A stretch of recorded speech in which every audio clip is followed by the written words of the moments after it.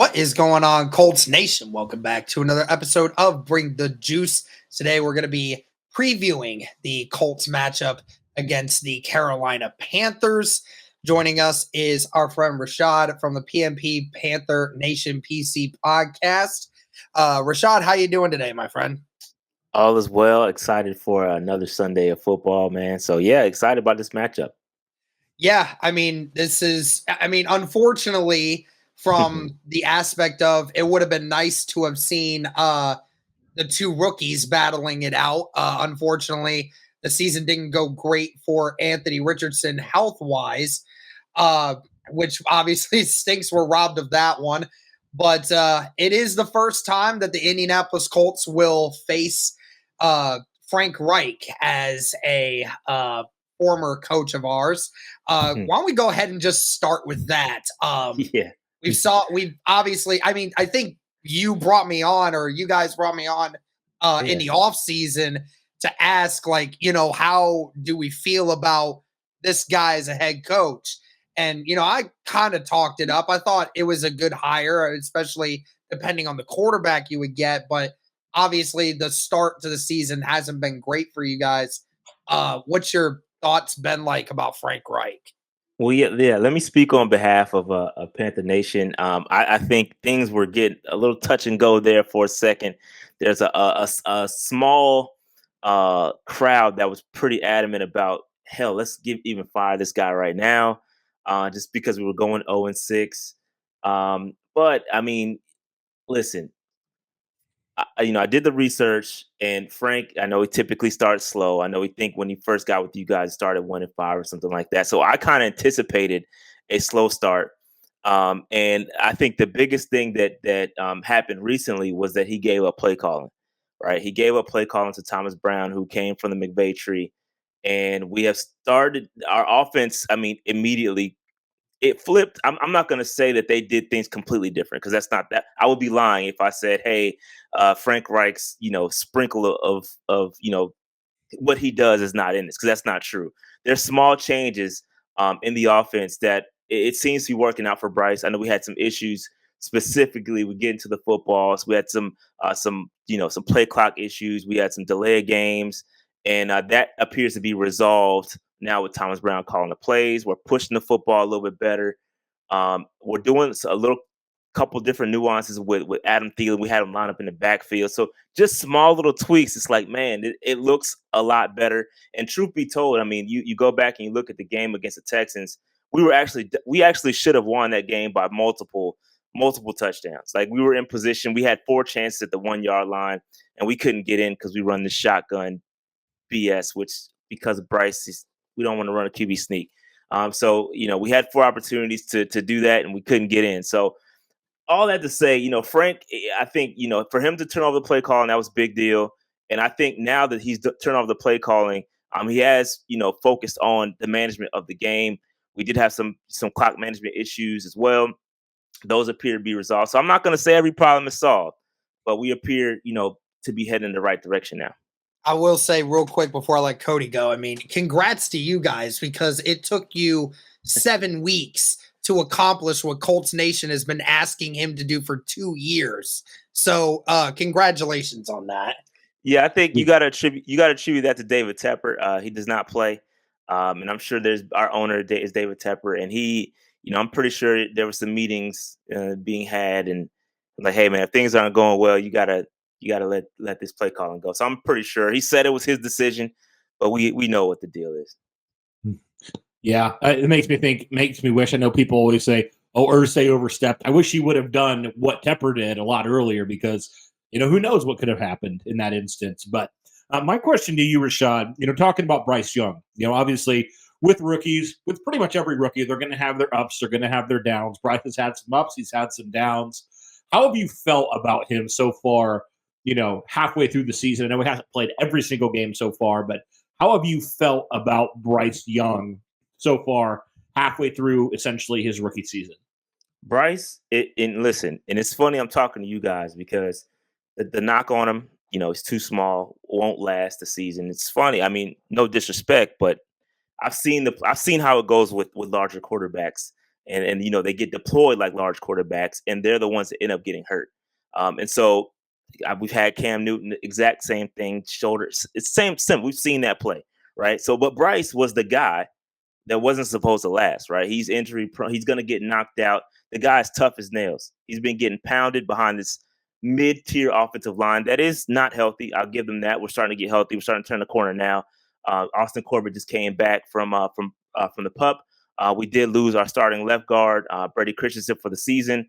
We do have Calvin Throckmorton, who's doing a decent job. But our offensive line, that was the first game last week that we've had a resemblance of a decent offensive line. Even with that, Icky, who we drafted in the top 10 a couple years ago, he's looking bad. So Bryce Young, if it was in a vacuum, he looks great.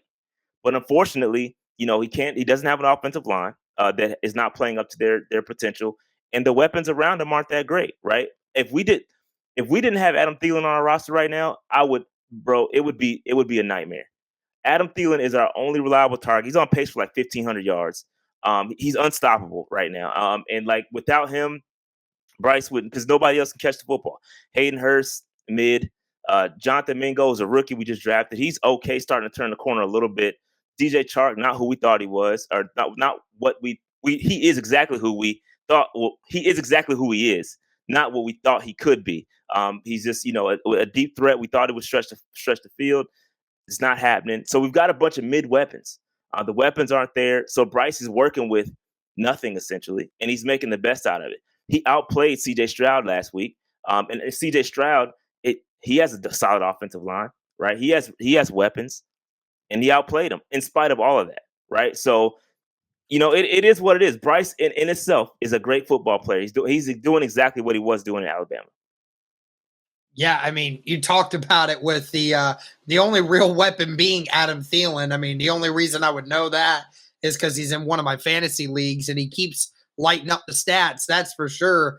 Hasn't really seemed to really translate to too many wins until recently. Yeah, I mean, you just look at some of the names and you're like, Laviska Shenault, he was a good gadget player for Jacksonville. And I mean, even DJ Chark has that ability. I mean, Terrence Marshall Jr., you guys drafted a few years ago. I mean, just doesn't really seem like he's getting involved too much. I mean, what do you think is the main reason behind the lack of a second good weapon? I mean, Adam Thielen, you guys bringing him in, clearly great decision. I mean, a veteran guy that knows how to get open, knows how to catch the football. But I mean, what is the biggest problem with why the Carolina Panthers just seem to not to be able to find anyone else? Well, Shenault is injured right now, so he's out. And I would love to see him actually in this Thomas Brown led offense. I think he would be deployed. We saw some things in preseason and training camp that were pretty darn good, and we have not seen them since. Once the regular season got going, things got missing. We have and just going back to, you talk about the weapons, we don't really have a run game either. So it's literally Bryce Young or bust. Like, it's Bryce Young, Adam Thielen. If that's not clicking, then it's over. Like, we're gonna lose. That's why we lost a lot of games. I can't listen. I think it's a talent issue, right? The guys just cannot separate. They cannot separate outside of Thielen. If you look at, how Next Gen Stats, they released the separation chart, bro. We don't have a receiver that separates above league average. Not one. So it's a separation issue. It's a talent issue. We just don't have the talent. And unfortunately, we're not going to it's not just going to magically click this year. We got to go out and draft a guy or go out and acquire a guy. But Adam Thielen is our number one. He should not be because of his age. And I said it, when we brought him in, if he's our number one guy, we're going to be struggling. And that's exactly what's happening. He's doing a great job. It's no knock on him, but he should not be the number one wide receiver. He should be the number two. And so he should be a complementary piece. But yeah, it's strictly a talent issue, dude. That's all I got. It's a talent. The talent is not there. Mingo's coming along, right? So I sat down with Steve Smith. We had a conversation with Steve Smith on our we had him on our show, and then I went on his show, and we talked about Mingo, and he said that Mingo's probably 2 or 3 years away from being what he can be. He's got to develop. So I'll give him a pass, but everybody else, they are who they are, and the talent's just not there. Yeah, I mean, that's something that we saw with Frank Reich, and that's why I guess I was curious, like talent versus scheme versus, play calling and stuff like that, because we saw that with Frank Reich in Indianapolis. Different guys like Nyheim Hines was a great player when he was targeted, but then that would be the issue. He'd be targeted 8 times in one game. The next game, he would have one target. Like, just different things like that. So I guess that's why I was kind of curious how that worked out. Was it more, you said more talent issue. I was curious because some of those names are bigger names. So you do kind of wonder that, but that makes a lot of sense.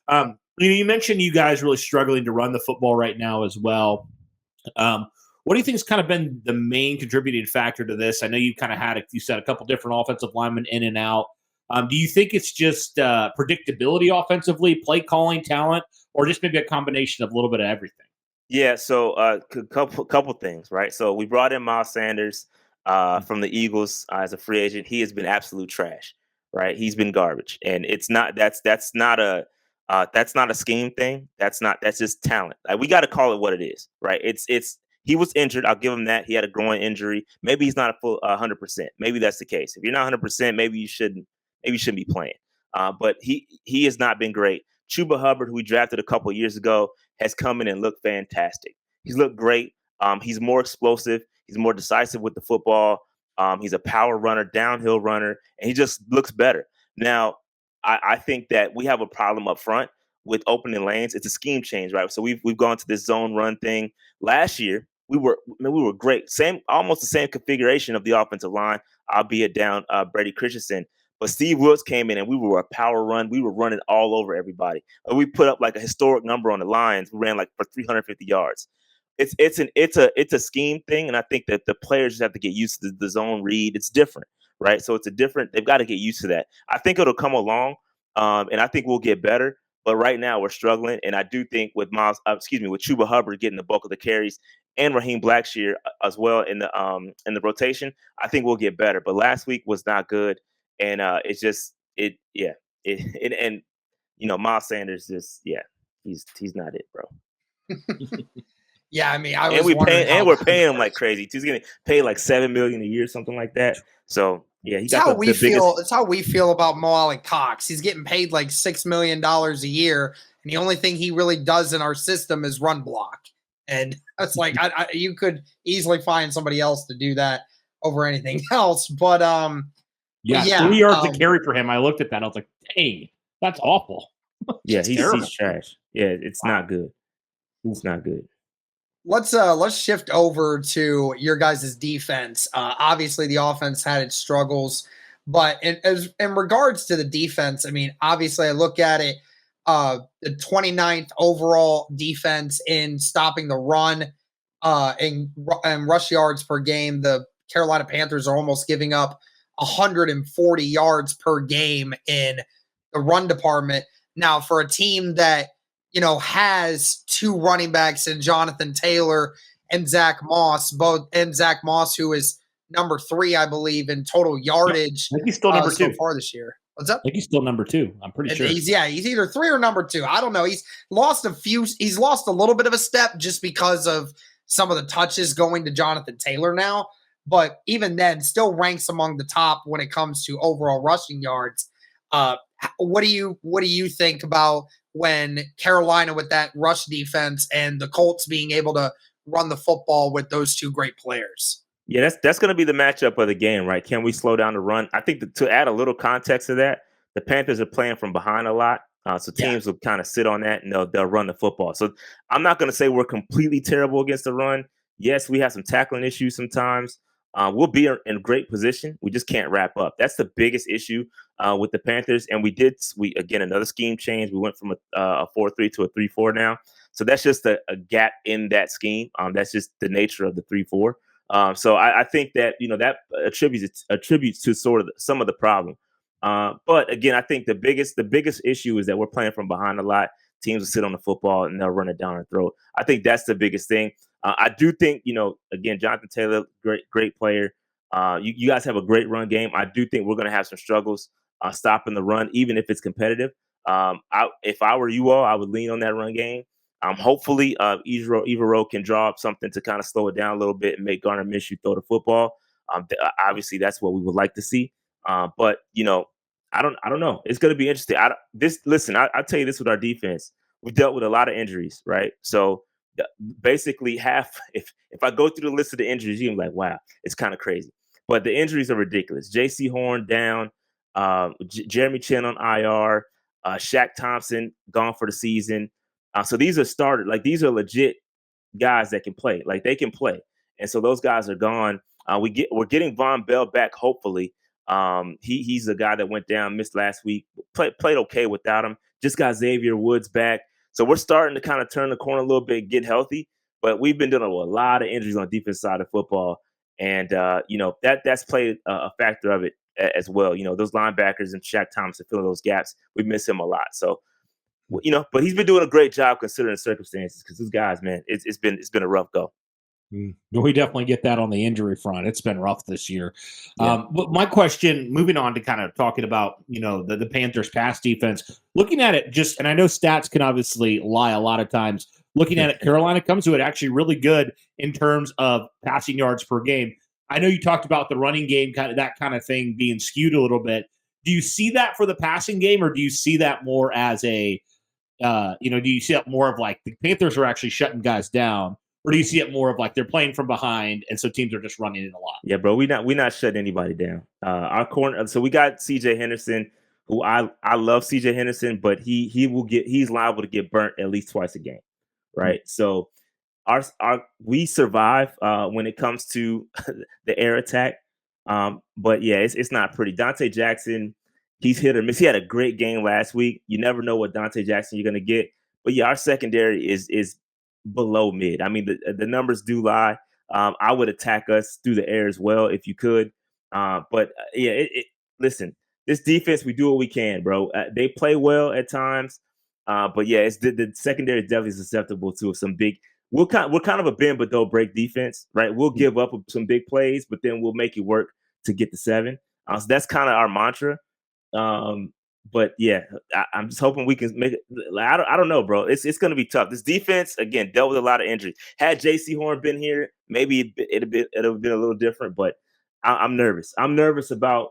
I know Garner Mitchell's your guy, but I'm still nervous about that too. Listen, you guys got some weapons. We can get beat. I love Josh Downs, by the way, but it's I don't know, bro. I don't know. I'll say this. I mean, how is Brian Burns? I know they said that he's kind of questionable, but I mean, is he expected to play?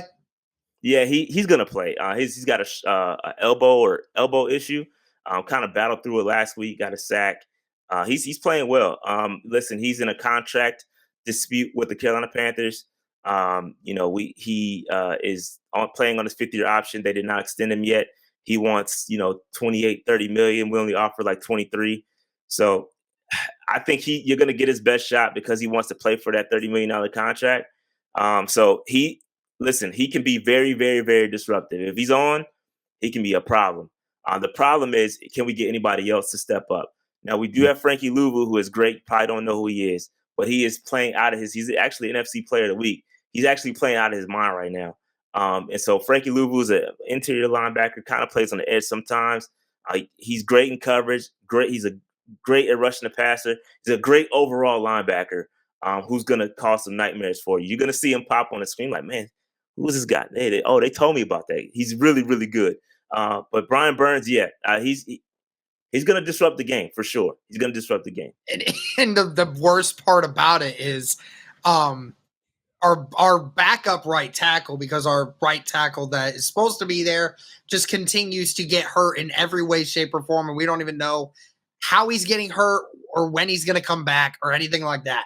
Then our backup right tackle didn't practice today because of a back injury. So we might potentially be down to our 3rd string right tackle. And if that's the case, Brian Burns might have himself one hell of a day on Sunday. You better hope the run game works. Yeah, it has so far. So I hope but Steichen's not been a guy that will say, oh, I'll run the ball 30, 40 times down your throat. He doesn't like doing that very much. So, I mean, that's his style, but yeah, we'll have to see. But yeah that's the concern. I think that's what we saw. I feel like that's how the opposing teams have forced the Colts into some bad decisions, right? Because the Colts statistically, like they're a really good offense statistically, Yeah. but the problem is they've turned the ball over so many times. Gardner Minshew had back-to-back games where he turned the ball over 3+ times, and that ultimately screwed them over. And a big reason for that was, again, Myles Garrett, who is on another level, but like those pass rushers that attack that one weakness on that offensive line, and they just wreck the whole game. So I think Brian Burns definitely has the potential to do that in this game. That is one matchup, Rashad, that I'm really interested in is this Indianapolis Colts offense and this Carolina defense, both who have struggled in Indianapolis in turning the ball over, Carolina in taking the ball away. I'm curious how that's going to go because it's kind of a weakness on weakness so far. Yeah, no, it's going to be. Listen, I'm telling you, this defense, considering the circumstances, have played pretty well. Like, listen, we're dealing with a lot of injuries. They've done the best they can. And the good news is that, we kind of play this ball control offense and we kind of want to run the football. We want to slow, methodically kind of just drain you and just run it down your throat. If the run game is working for the Panthers and we can hold on to the football, keep the defense off the field and gain some success, then it could get interesting. If not, if you guys are going to constantly have the football and you guys are able to run the football and we can't stop you, it's going to be a lot. Listen, I don't know what to expect because I don't know. The defense, it's hit or miss. Last week, they held C.J. Stroud. I think he had like 140 yards passing. We did a pretty good job. I don't know. I mean, we had the Hall of Honor induction. We had inducted Julius Peppers and had Muhsin Muhammad. So those guys were playing with some juice. So I don't know if they're going to have that same juice this week. But yeah, we played a great game last week, and I don't know if that's gonna show its head again this week. I don't know. I really don't. Yep. Outside of that, Cody, I mean, I know we normally talk about special teams. How's the special teams unit for Carolina? Because I mean, I don't know too much about your guys' special teams unit from a punt situation, kicking, return game. How does that all work for you guys? Yeah, man. So we got Johnny Hecker, who's our punter, greatest punter in the league. He's got a cannon. He's great. No worries. He will flip the field instantly. So he does a good job there. Our kicker, Eddie Pinero, does a great job. Get him inside the 50. Anything under 50 yards, I feel comfortable with. He can make hit a game winner last week, albeit it was a chip shot. He did hit it. And as far as special teams, as far as returners, we do have Raheem Blackshear, who actually, I think this was his last week was his first game returning kicks. He did an excellent job. He flipped the field. I think he had a 50-yard return. He did a great job. So he does kick returns, and I think we got the guy from Amir Smith Marset from the Chiefs. He returns punts. So I mean, he's okay. Nothing to scream home about. But yeah, special teams are solid. Chris Tabor does a good job with those guys, man. They're okay. They're not a liability by any means. Awesome, man.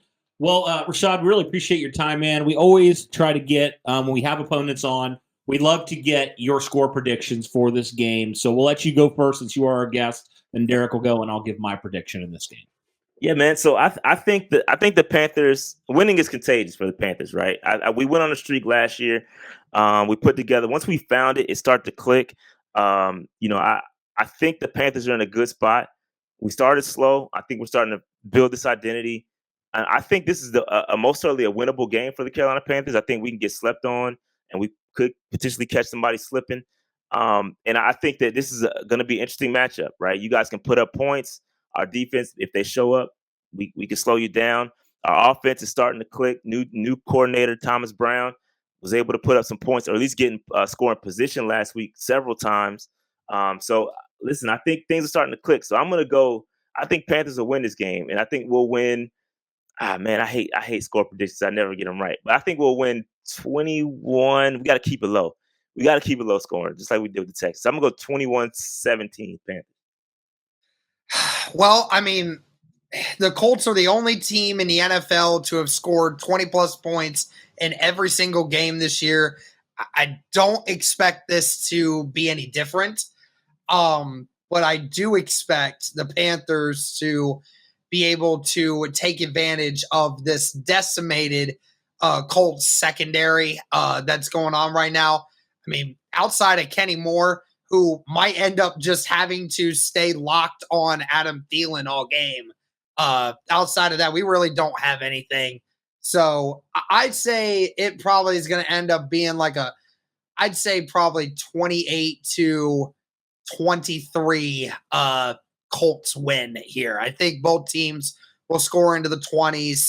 Both teams are going to have some good things offensively. But outside of that, I think the Colts can edge it out if Shane Steichen runs the football.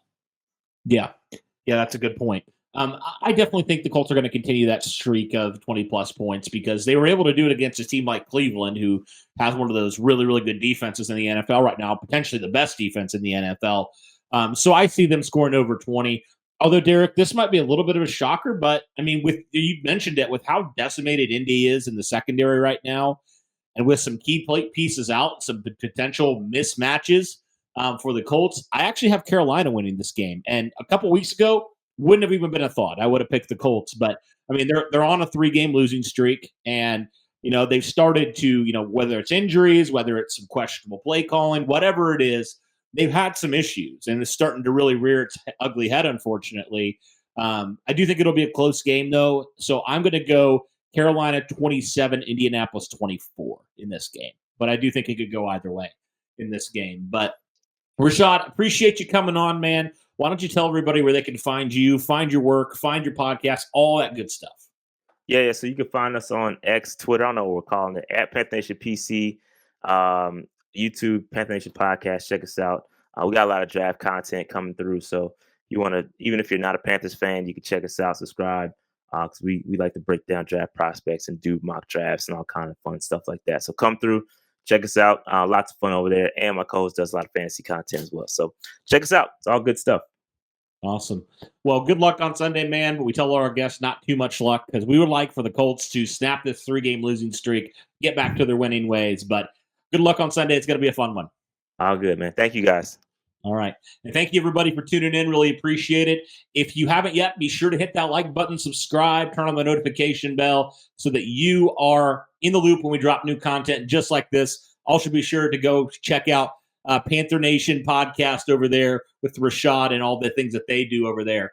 But that'll do it for this one, guys. Thank you so much for tuning in. And as always, go Colts.